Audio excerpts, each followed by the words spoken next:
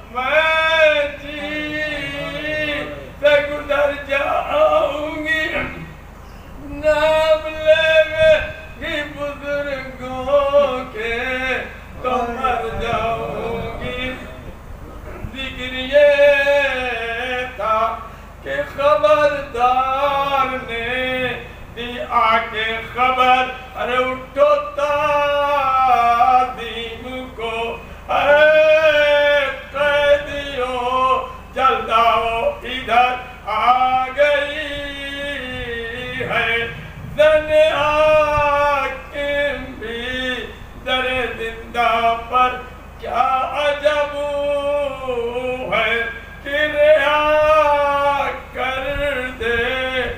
میں وہ آ کر چادر ساتھ ہے تم سب کو اڑانے کے لیے، ارے پانی لائی ہے یتیموں کو پلانے کے لیے، ارے پانی لائی ہے یتیموں کو پلانے کے لیے، کان میں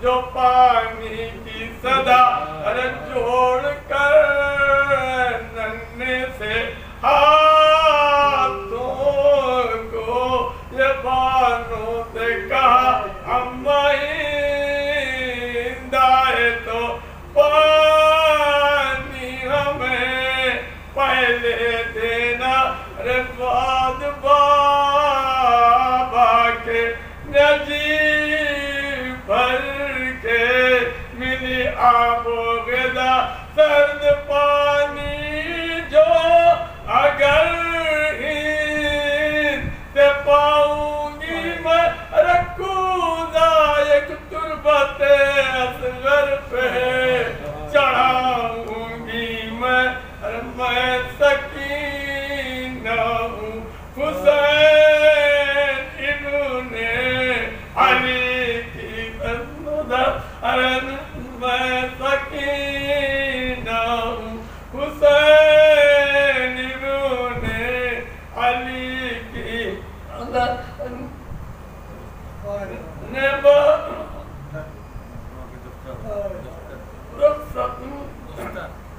گھوڑ دوڑائے لینوں نے اسی سینے پر شمر کے نام سے، ہر وقت میں گھبراتی ہوں، ارے چونک پڑتی ہوں اگر راتوں کو سو جاتی ہوں۔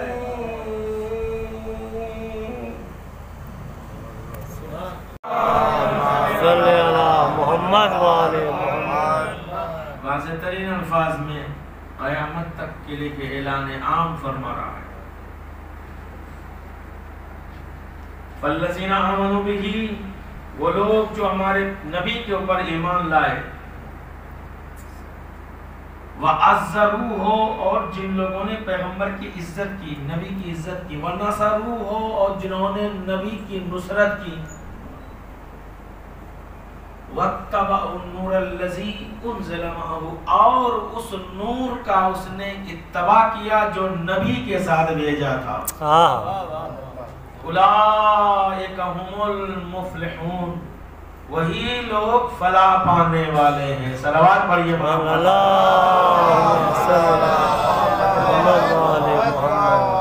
علماء کرام یہاں تشریف رکھتے ہیں، پڑھے لکھے مومنین تشریف رکھتے ہیں، اور استاد اساتذہ ہمارے مولانا شفیق صاحب قبلہ بھی تشریف رکھتے ہیں. خدا کو صحت و سلامتی عطا کرے. عزیزان گرامی، بزرگان قدر، معزز سامعین، ہر انسان کو فلاح چاہیے، ہر انسان کو نجات چاہیے. دیکھیے عمل چاہے جیسا بھی ہو لیکن نجات چاہیے صاحب.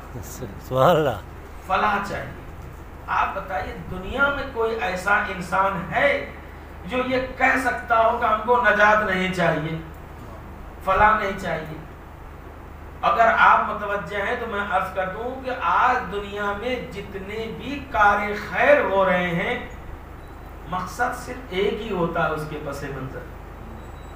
نمازیں پڑھ رہے ہیں ہم کہا کہ واجبات کی ادائیگی کے لیے، مقصد کیا؟ خوشنودی الہی حاصل ہو جائے. بے شک. اور اس کے اندر کیا ہے کہ اللہ نجات عطا کر دے ہمیں. نمازیں پڑھ رہے ہیں، روزہ رکھ رہے ہیں، کار خیر کو انجام دے رہے ہیں، حد یہ ہے کہ مجلس اذان میں شریک ہو رہے ہیں. کاہے کے لیے؟ کہا کہ خوشنودی مولا حاصل ہو جائے. ان کی خوشنودی حاصل ہو جائے، ہو سکتا ہے کہ ان کی خوشنودی حاصل ہو جائے، اور ان کی اگر حاصل ہو جائے نجات کے علاوہ اور کچھ نہیں ہے. جس زاویے سے بھی دیکھ لیجیے آپ، مقصد ایک ہی ہے، نجات نجات نجات، فلاح فلاح فلاح. ہر انسان کی یہی خواہش ہے، ہر انسان کی یہی تمنا ہے.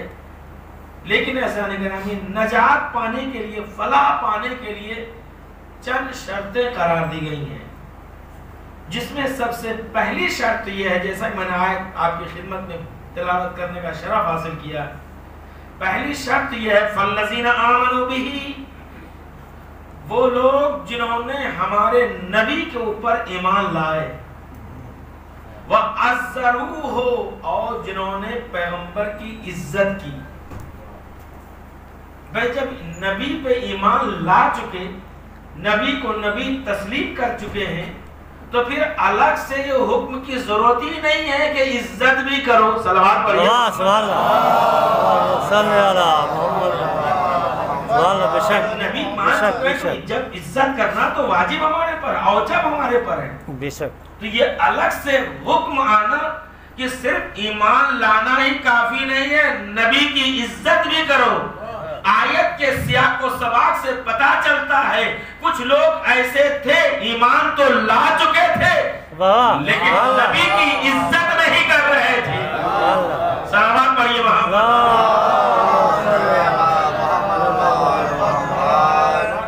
ایمان لانا ہی کافی نہیں ہے، وَعَزَّرُوهُ، پیغمبر کی عزت بھی ضروری ہے. چلیے عزت بھی آپ نے. وَنَّصَرُوهُ، یہ جو واو بیچ میں ہے بڑے کام کا ہوتا ہے. ایک حرف ضرور ہے یہ، سبحان اللہ، لیکن بہت کام کا ہوتا ہے. آپ قرآن کی تلاوت کریں گے، جب محسوس کریں گے آپ، تو واو جگہ جگہ پہ نظر آئیں گے آپ. اور کبھی بھی ہر واو کو ایک ہی واو نہ سمجھیے گا. ہر ایک واو کو ایک نہ سمجھیے گا، الگ الگ ہے. شکل ایک ہے لیکن تاثیر الگ الگ ہے. بے شک. کہیں پہ یہ واو واو عاطفہ ہوتا ہے، کہیں پہ یہی واو واو مستانفہ ہوتا ہے، کہیں پہ یہی واو واو قسمیہ ہوتا ہے. اب گرامر کے قانون تو یہاں نہیں بیان کیے جا سکتے یہ کون سا واو قسمیہ ہے، کون سا مستانفہ ہے. بھائی اتنا سمجھ لیجیے آپ، جو بات کہی جا رہی ہے یا کہی جا چکی ہے جو بات، اب جو بات کہی جا رہی ہے، ان دونوں میں اگر ربط ہے تو واو عاطفہ ہوتا ہے. صلوات پڑھیے محمد. اگر دونوں میں ارتباط نہ ہو وہ الگ بات ہو، یہ الگ بات ہو. کہتے ہیں اسی واو کا نام واو مستانفہ ہے. دیکھیے ایک ہی چیز، شکل ایک ہے لیکن بدل. اور کبھی کبھی واو قسمیہ ہوتا ہے، کسی چیز کو تاکید کے ساتھ بیان کرنا ہوتا ہے. تو والعصر، ان الانسان لفی خسر. تو یہ واو کون سا واو ہوگا یہاں پہ؟ یہ نہ واو عاطفہ ہے نہ مستانفہ ہے، بلکہ یہ واو قسمیہ ہے، وقت عصر کی قسم. تو بہرحال ایک مستقل ہے. یہاں جو آیہ کریمہ ہے نبی پہ ایمان لاؤ وَعَزَّرُوهُ، بیچ میں واو ہو گیا، یہ عاطفہ ہے. اور عزت بھی کرو وَنَّصَرُوهُ، اور نبی کی نصرت بھی کرو. اگر نبی مدد کے لیے پکارے تو اپنی جان کو عزیز نہ سمجھنا. بے شک سبحان اللہ. فوراً ہی نبی کی آواز پہ لبیک کہنا. 3 مرحلوں سے گزر چکے تو کیا نجات کے لیے کافی نہیں ہے؟ ایمان بھی لا چکا ہے، عزت بھی کر رہا پیغمبر کی، نصرت بھی کر رہا، تو بس نجات کے لیے کافی ہونا چاہیے. لیکن واو آ گیا بیچ میں، واو عاطفہ کا. بات تمام نہیں ہوئی ابھی. وَاتَّبَعُوا النُّورَ الَّذِي أُنزِلَ مَعَهُ، اور اس نور کا بھی اتباع کرو جو ہم نے نبی کے ساتھ بھیجا ہے. بے شک سبحان اللہ. اولئک هم المفلحون، وہی لوگ فلاح پانے والے ہیں، وہی لوگ نجات پانے والے ہیں. تو عزیزان گرامی، 3 مرحلوں سے گزرنے کے بعد بھی ابھی فلاح کی منزل تک نہیں پہنچے ہو جب تک کہ اس نور کا اتباع نہ کرو گے جو نبی کے ساتھ بھیجا ہے. تو کتنا اہم ہے وہ نور، اس کا جاننا کیا ضروری نہیں ہے کہ اس کے بغیر انسان فلاح کی منزل تک نہیں پہنچ سکتا. تو آخر یہ کون سا نور ہے کہ جس کے بغیر فلاح کی منزل تک نہیں پہنچ سکتے؟ ہم نے تفسیروں کو دیکھا کہ علماء اسلام اس نور کے بارے میں کیا فرماتے ہیں جو نبی کے ساتھ بھیجا، جس کے اتباع کا حکم دیا گیا ہے. تو تفسیر ہم نے دیکھی، فخر الدین رازی صاحب کی تفسیر 30 جلدوں میں، الگ الگ جلدوں میں کی. اور اس کے بعد جو ہے تفسیر اشرف علی تھانوی، ان کی بھی تفسیر. دیکھا کیا کہتے ہیں علماء اسلام اس آیت کے بارے میں جس نور کی پیروی کا حکم دیا جا رہا ہے جو نبی کے ساتھ بھیجا ہے. تو میں نے دیکھا اشرف علی تھانوی صاحب کی جو تفسیر، اس میں یہ ملا کہ صاحب جو نور نبی کے ساتھ آیا ہے وہ اس سے مراد نور قرآن ہے. قرآن ہے، یہ قرآن نور ہے، اس میں کوئی شک نہیں ہے. لیکن یہاں پہ حکم یہ دیا جا رہا ہے کہ وَاتَّبَعُوا، اتباع کرو. اگر اس سے مراد قرآن مان لیا جائے سروں آنکھوں کے اوپر، قرآن نور ہے، اس میں کوئی شک نہیں. کتابیں مکنون ہیں، اس میں کوئی شک نہیں. لیکن آیت یہ کہہ رہی وَاتَّبَعُوا، اتباع کرو. صاحبان فہم تشریف رکھتے ہیں اتباع ہمیشہ قول میں ہوتا ہے، فعل میں ہوتا ہے، عمل میں ہوتا ہے. سبحان اللہ سبحان اللہ سبحان اللہ. قرآن ہے قانون کی کتاب، 6666 آیتوں پہ مشتمل ہے یہ قرآن. ہر آیت ایک الگ حکم رکھتی ہے، اس کے احکام الگ ہیں. قرآن ہے قانون کی کتاب. قانون، یہاں وکیل صاحب بھی تشریف رکھتے ہیں، پڑھے لکھے افراد بھی، قانون پہ ہمیشہ عمل ہوتا ہے، اتباع نہیں ہوتا ہے. بے شک سبحان اللہ. تو یہ قرآن پہ عمل ہوگا، اتباع نہیں ہو کر سکتے. ہم نماز پڑھ کر ہم ابھی آ رہے ہیں، جماعت مولوی صاحب نماز پڑھاتے ہیں تو ہم پیچھے کھڑے. رکوع میں گئے تو فوراً رکوع میں جانا ہوگا، وہ سجدے میں گئے تو سجدے میں جانا ہوگا. وہ سجدے میں چلے کہ ہم رکوع میں ابھی تک ہیں تو کہیں اتباع ہوا، نماز ادا ہو جائے گی آپ کی. اور جان بوجھ کر ایسے کر رہے ہیں تو پھر آپ کی نماز دوبارہ پڑھنی پڑے گی آپ کو. 1-2 مرتبہ تو ریاض ہے. تو اتباع کا مطلب یہ حرکات و سکنات قول و فعل میں کرنا ہے. ٹھیک ہے، آپ نے فرمایا اس سے مراد قرآن ہے، سروں آنکھوں پر، لیکن ثابت بھی ہونا چاہیے، بے شک کلیئر بھی کرنا چاہیے بے شک. کہ اگر اس سے مراد قرآن ہے تو قرآن پہ اتباع کیسے کریں ہم، اتباع کیسے کریں قرآن. دوسری بات یہ ہے کہ اس نور کا اتباع کرو. قرآن یہ کہہ رہا ہے کہ جو نبی کے ساتھ بھیجا ہے، نبی کے ساتھ، انزل معہو، مع کے معنی ہوتا ہے ساتھ، اور ایسا ساتھ جو کہ بالکل جدا ہونا ممکن نہ ہو. تو اگر اس سے مراد قرآن لے لیا جائے،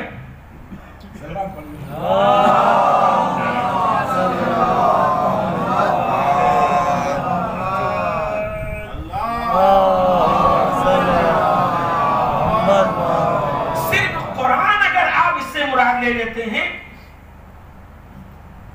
تو دنیا جانتی ہے اس بات کو، پڑھا لکھا ہو یا نہ ہو انسان، کہ نبی پہلے آئے ہیں، قرآن 40 سال کے بعد آیا ہے۔ صلوات پڑھیے محمد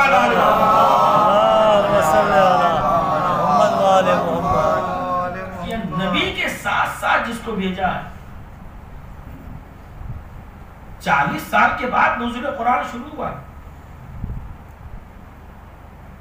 اگر اس سے مراد قرآن لے لیا اپنے مراد، تو آپ ثابت کرنا ہوگا کہ بھئی نبی کے ساتھ ساتھ قرآن آیا یا نہیں آیا۔ دوسری اہم بات یہ ہے کہ اگر بقول مفسر کہ اس سے مراد قرآن ہے، اس نور سے مراد، تو یہ ماننا ہوگا کہ نبی جب تشریف لا رہے تھے تو قرآن ساتھ لے کر آ رہے تھے، اسلام ساتھ لے کر آ رہے تھے، تو امی کیسے ہوئے؟ سلوات پڑھیے محمد والے محمد۔ سبحان اللہ سبحان یہ اللہ۔ جو مفسرین کے اقوال تھے جو میں نے اپنی خدمت میں پیش کی۔ بے شک۔ اب میں نے تفسیروں کو دیکھا، تفسیر اہل بیت، ان تمام تفاسیر میں یہ نہیں کہ صرف اس سے مراد قرآن ہے، تفسیر انوار النجف، تفسیر صافی، تفسیر میزان، تفسیر مجموع البحرین اور تفسیر عیاشی، ان تمام تفاسیر میں یہ لکھا ہوا متفق ہے کہ اس سے مراد صرف قرآن ہی نہیں ہے، قرآن نور ہے، تسلیم کیا، کہا قرآن مراد نہیں ہے صرف اس سے، پھر کیا ہے؟ کہا کہ قرآن بعد میں آیا ہے، نبی پہلے آئے ہیں۔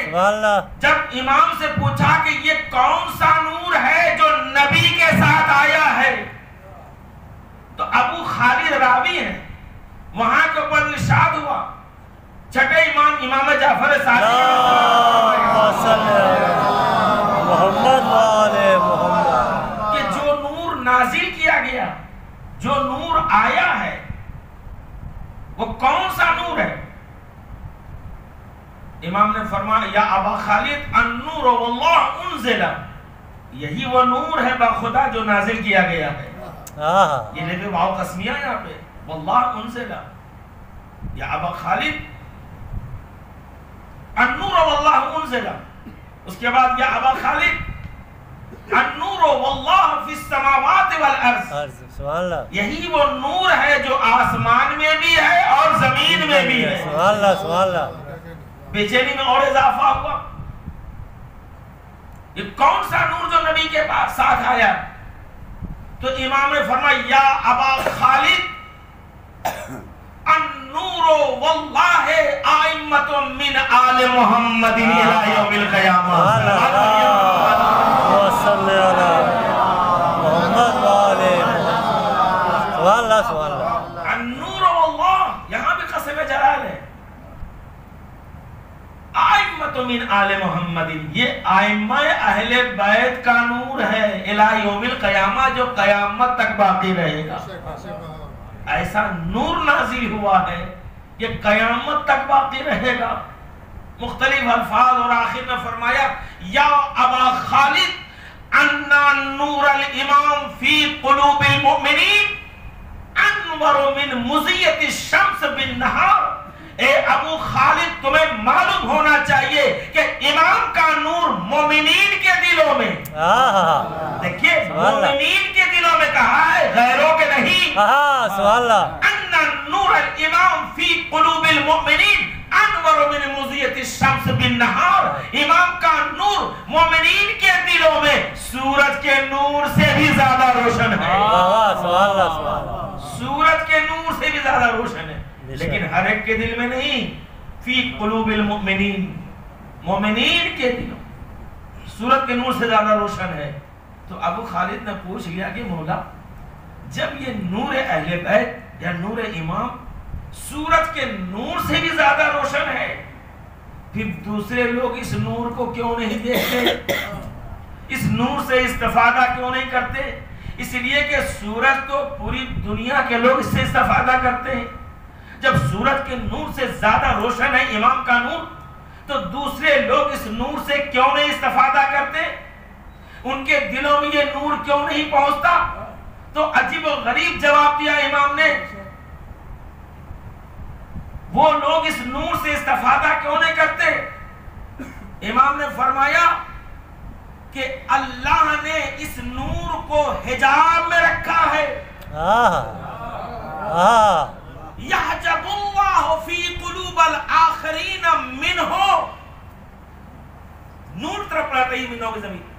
اللہ نے اس نور کو دوسروں کے دلوں سے حجاب میں رکھا ہے. سلوات پڑھیے.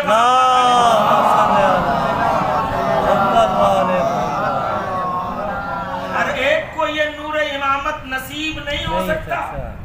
بے شک. سبحان اللہ. سوال کیا دوسرے لوگ کیوں نہیں استفادہ کرتے اس نور سے؟ جب سورج کے نور سے زیادہ روشن ہے تو استفادہ کرنا چاہیے سب کو. کیوں نہیں دیکھتے؟ یحجب اللہ فی قلوب الآخرین منہ. اللہ نے اس نور کو ان کے دلوں سے مخفی رکھا ہے. یحجب اللہ حجاب پردے میں رکھا ہے. کیوں؟ فَظُلِمَ قُلُوبُهُمْ. ان کے دل نورانی نہیں ہے، سیاہ ہے. اپنی اقلیت پہ فخر کیجئے کہ کیوں نہیں امام کی ولایت دل میں آتی ہے. وجہ کیا ہے؟ امامت جگہ نہیں پہنچ سکتا، ہر سینے میں نہیں پہنچ سکتا، کیونکہ اس نور ولایت کے لیے خون کی طہارت بھی چاہیے.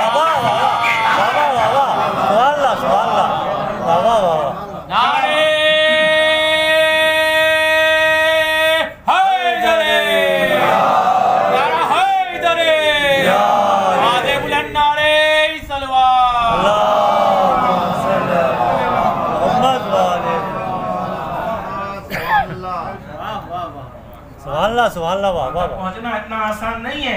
یحجب اللہ فی قلوب الآخرین منہ فظلم قلوبہم. ان کے دل نورانی نہیں ہے، ان کے دل سیاہ ہیں. اس کا مطلب یہ ہوا کہ یہ نور اہل بیت، ائمہ اہل بیت کا ہے، ہر ایک سینے میں اترنے والا نہیں ہے. سبحان اللہ. بے شک. سبحان اللہ. سوال کیا دوسرے لوگ کیوں استفادہ کرتے اس نور سے جتنا سورج کے نور سے زیادہ روشن ہے؟ دیکھو تو صحیح، نسلوں کی طہارت کا ہونا ضروری ہے. اس کے بغیر اس نور کو باہر باتیں کہنے کی بہت ساری ہیں، لیکن اس وقت آپ کی خدمت میں جو کرنا ہے وَاتَّبَعُوا النُّورَ الَّذِي أُنزِلَ مِنْ. حکم دیا جا رہا ہے کہ اس نور کا اتباع کرو جو ہم نے بھیجا ہے نبی کے ساتھ. نبی کے ساتھ اتباع کرنا ہے ہمیں. اور یہ تفسیر صافی میں دیکھ رہا تھا ابھی مغرب سے پہلے کہ کیا لکھا تفسیر صافی والوں نے، تو میں نے دیکھا اپنی آنکھوں سے. علماء کرام تشریف رکھتے ہیں. تفسیر صافی میں یہ لکھا ہے بالکل کلیئر. انہوں نے تفسیر عیاشی کے حوالے دیے ہیں، اس سے پہلے لکھی تفسیر. اس کے اندر یہ لکھا ہوا ہے کہ اس نور سے مراد جو نبی کے ساتھ بھیجا ہے کا اس سے مراد علی ابن ابی طالب ہے اور امام ہے. صلوات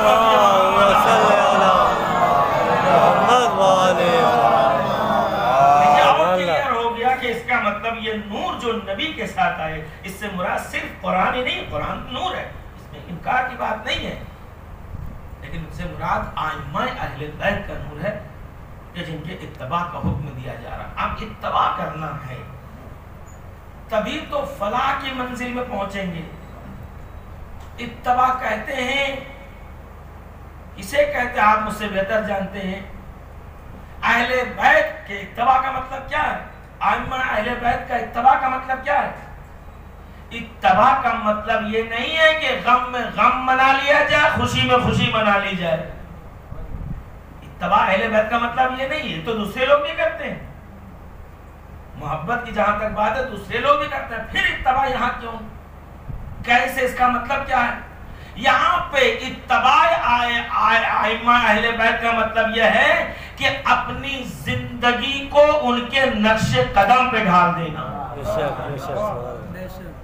ویسی زندگی ہو جیسے وہ چاہتے ہیں، تب یہ تباہ۔ ایک ہے کہ انسان اپنی مرضی سے زندگی گزار رہا ہے، اور زمانہ ایسا آ گیا ہے کہ کوئی نہیں چاہتا کہ ہمارے معاملات میں کوئی مداخلت کرے۔ بچے بسا اوقات ناراض ہو جاتے ہیں اگر بزرگ ٹوکتے ہیں، بھائی جلدی سے اٹھیے اسکول جانا ہے، رات میں کتنے دیر تک کیوں سوتے ہیں؟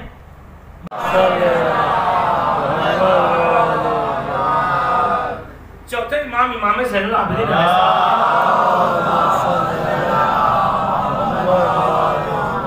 قریبی کو رشتہ دار، اس میں لکھا قریب کے رشتہ دار تھے۔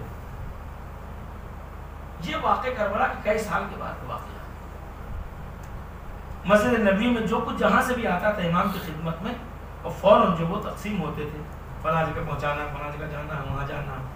یہ دور کا رشتہ دار تھا، یہ آیا کہ بھئی ہم بھی تو محتاج ہیں، ہمیں بھی کچھ ملنا چاہیے۔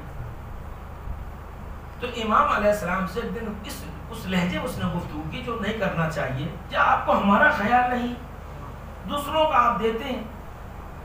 دیکھیے یہ جو مال ہوتا ہے، مال امام یا جو یہ رقم ہے، یہ ہر ایک کے لیے نہیں ہے۔ ایسا نہیں کوئی رشتہ دار ہے تو اس کے گھر بھر دیا جائے، جو بیچارہ جو غیر رشتہ دار ہے اس کو کچھ نہ دیا جائے۔ یہاں تو مستحق کو دیا جائے گا، وہ ماشاءاللہ ان کے کاروبار ہے، ان کے کھیت ہے، سب کچھ ہے، تو اسے نہیں مل سکتا، تو امام مستحق کو تقسیم کرتے دیتے۔ اب یہ نالا اس بات کو پڑھتے کہ صاحب دیکھیے مجھے نہیں ملتا، جب بھی میں آتا ہوں مجھے کچھ نہیں ملتا، دوسروں کو مل جاتا۔ تو اس لہجے میں امام سے کلام کیا کہ جو مناسب نہیں تھا۔ آپ رشتہ دار ہو کر کے کچھ خیال ہی نہیں ہے آپ کو، آپ امام وقت ہیں۔ اتنا خراب لہجہ تھا کہ ایک صحابی بیٹھا ہوا تو وہ کھڑا ہونا چاہتا ہے کہ دیکھیں ابھی ان کی زبان بند کرتا ہوں، یہ کوئی طریقہ ہے گفتگو کرنے کا، وہ بھی امام وقت سے۔ جیسے اٹھنا چاہا امام نے فرمایا بیٹھ، اسے کہہ لینے دو جو کچھ وہ کہنا چاہتا ہے۔ اس نے وہ باتیں کہیں جو دور دور تک روا نہ تھی، اور اس کے بعد جتنی دیر تک وہ کہتا رہا امام خاموش، کوئی بولنا بیچارہ چپ ہو جا۔ اب کب تک بولے گا انسان؟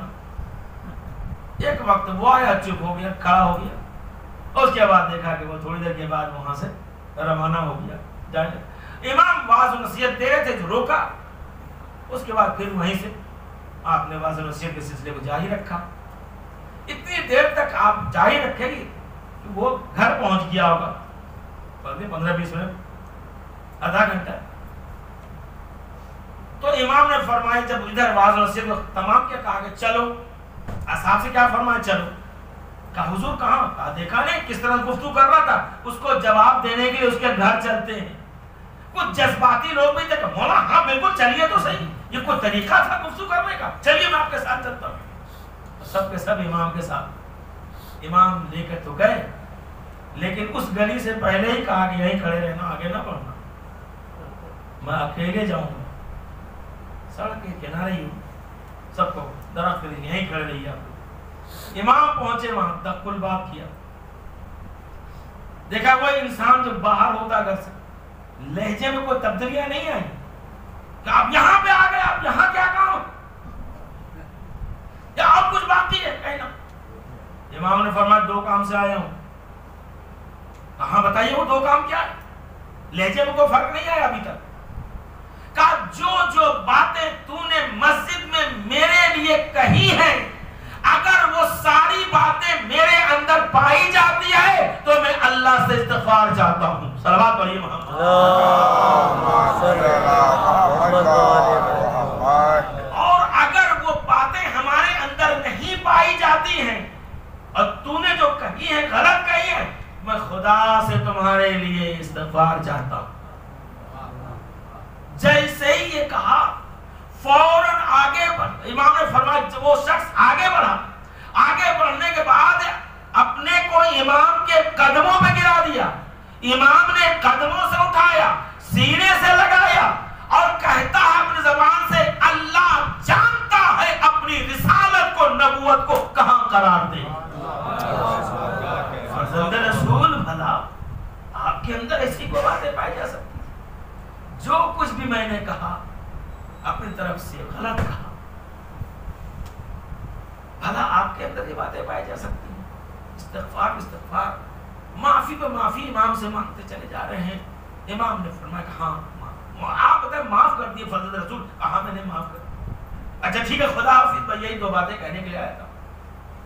جیسے تو قدم آگے بڑھے دیکھا وہ پیچھے بھائی آپ گھر جائیے. آپ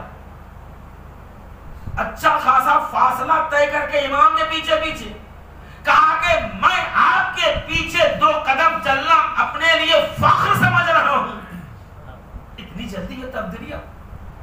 اب جب آگے بڑھے دیکھا کہ وہاں اچھے خاصے لوگ وہ مسجد والے جو واعظ و نصیحت سن رہے تھے, اتنا بڑا مجمع وہاں. پھر آگے پیچھے امام بار بار منع کرنے گھر چلے جائیے. بہرحال آخر میں کہا آپ یہاں سے آگے نہ بڑھیے, آپ چلے جائیے. بار بار یہی کہہ رہا تھا وہ بندہ کہ فرزند رسول کیا آپ نے مجھے معاف کر دیا کہ نہیں؟ آپ نے مجھے معاف کر دیا؟ امام نے فرمایا کہ ہاں میں نے معاف کر دیا. واپس گئے. اب آپ بڑھے مسجد کی طرف, اصحاب ساتھ ہے. امام نے فرمایا یہ بتاؤ جواب دینا مسجد میں صحیح تھا یا گھر آ کر دینا صحیح ہوا؟ کہ مولا آپ سے بہتر کون جان سکتا. بس باتیں تو کہنے کو بہت ساری باتیں, فساد و بلاغت میں بھی کہہ سکتا ہے, بہت اچھا واقعہ پڑھ سکتا تھا, لیکن جو بات میں نے سمجھی قبلہ حضور, جو بات میں نے سمجھی ہے وہ آپ کی خدمت میں. وہ کیا؟ اتباع اہل بیت کا مطلب یہ نہیں ہے کہ جو دل چاہے اپنی مرضی سے امام کے خلاف کام کرتے رہیں, مذہب کے خلاف, دین کے خلاف کام کرتے رہیں. امام علیہ السلام کے اتباع کا مطلب یہ ہے کہ ان کے منشے کے مطابق عمل کرنا ہے. ایک چھوٹی سی بات پہ ہم اتباع کرنے والے ہیں یا نہیں یہ دیکھنا ہوگا. آج سماج اور معاشرے کا جو حال ہے وہ آپ کے سامنے ہے. ہم سے بہتر آپ جانتے ہیں. ذرا سے کوئی مسئلہ ہوتا ہے اسی وقت نقد جو ہے اسے جواب مل جاتا ہے. کیا یہ ائمہ کی سیرت کے موافق ہے یا مخالف؟ امام چاہتے تو مسجد میں اسے خاموش کرتے, اور خاموش کرنے والے کتنے لوگ موجود تھے وہاں, لیکن امام نے وہاں کچھ نہیں فرمایا. امام کی سیرت سے یہ پتا چلا کہ اگر سامنے والا آپے سے باہر ہو رہا ہو تم خاموش ہو جاؤ. کہہ لینے دو جتنا وہ کہہ رہا ہے, لیکن خاموش ہونا آسان نہیں ہے حضور والا. جی آپ شیر ہیں تو میں سبا سے کیسے ہو سکتا ہے؟ پڑھا لکھا بھی ہوں, سب کچھ ہوں, میں فلاں سے ریٹائر ہوں, میں اتنے بڑے پوسٹ پہ تھا, میں کسی کی سننے والا کا. اب اسی وقت نق جواب دیا جائے گا تو کیا حشر ہوگا آپ کو معلوم ہے. امام کی سیرت کے خلاف اگر کوئی انسان غصہ کر رہا ہے سامنے والا تو آپ خاموش ہو جائیے, سنتے رہیے. کب تک بولے گا وہ, کب تک بولے گا وہ؟ غصے پہ کنٹرول کرنا بھی آسان کام نہیں ہے. نسخہ سن لیجئے, اگر زیادہ آپے سے باہر ہو جائے تو ایک کام ضرور کیجئے گا, یا جہاں بیٹھے وہاں سے دوسری جگہ پر جا کر بیٹھ جائیے, یا ایک گلاس پانی پی لیجئے, دیکھیے غصہ ٹھنڈا ہو جائے. بے شک یہ کیا بات ہے صاحب, گھر میں ہیں, باہر تھے ماشاءاللہ بہت اچھے چکتے مکتے بنے, ارے بڑے اللہ والے, بڑے مومن ہیں, بہت اچھے اخلاق والے, اور جیسے گھر میں آئے تو ننگی تلوار ہو گئے. یہ کوئی اخلاق ہے؟ یہ اخلاق آل محمد کے یہاں کے خلاف ہے. باتیں بہت زیادہ نہیں عرض کر سکتا میں, وقت نہیں ہمارے پاس, لیکن میں اس سے اتنا جانتا ہوں کہ اہل بیت کا اتباع کا مطلب ایک چھوٹا سا واقعہ سامنے کے بعد پوری زندگی ہے. اہل بیت کے اتباع کا مطلب یہ ہے کہ ہم اپنی مرضی سے زندگی نہیں گزارے ہیں, جو وہ چاہ رہے ہیں ان کے کہنے کے مطابق زندگی گزارے. یہ ہے اتباع. کوئی نہ اس میں لمبی چوڑی تفسیر کی ضرورت ہے, نہ کوئی زیادہ فساد و بلاغت کی ضرورت ہے, بس نہ سی بات ہے. اہل بیت کے اتباع کا مطلب یہ ہے ان کے منشے کے مطابق زندگی گزارنے کا نام ہے اہل بیت کے اتباع, ان کی پیروی. بس ہم دعا کرتے ہیں پروردگارا ہمیں توفیق عطا فرما کہ ہم اہل بیت کی پیروی کر سکیں, اتباع کر سکیں, اور ان کے منشے کے مطابق ہم زندگی گزار سکیں, تاکہ دنیا سے جائیں تو شہادت کا تمغہ لے کر جائیں. یہ ہمارے لیے خوش نصیبی ہے. پوری دنیا خالی ہاتھ آتی ہے, اور جاتے بھی ہیں تو خالی ہاتھ. لیکن اہل بیت کا چاہنے والا خالی ہاتھ ضرور آتا ہے لیکن خالی ہاتھ جاتا نہیں ہے, شہادت کا تمغہ لے کر جاتا ہے. بس میں نے زحمت کو تمام کیا. ایام ازا بہت تیزی کے ساتھ ہمارے درمیان سے گزرا. سفر کا مہینہ مصیبتوں کا مہینہ ہے. اہل بیت مصیبتوں کے پہاڑ توڑ دیے گئے. سفر کا مہینہ 7 منزلوں کا ذکر مقاتل میں ملتا. 7 مقامات کے اوپر جو ہے اہل حرم کو جہاں جہاں اس نے قیام کیا ہے 7 جگہ سفر کرتے کرتے وہاں رکنا ہے, وہاں رات میں وہاں ایسے سے معجزہ ظاہر ہوئے.